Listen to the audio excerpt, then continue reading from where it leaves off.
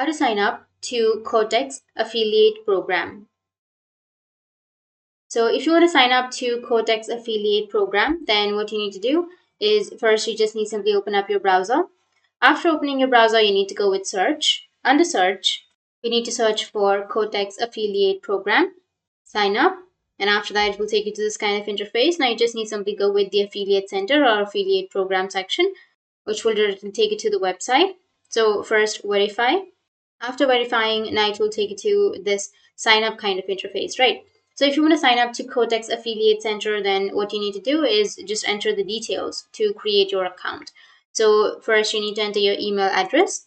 After entering your email address, you need to create your password. So make sure that you've created a strong password.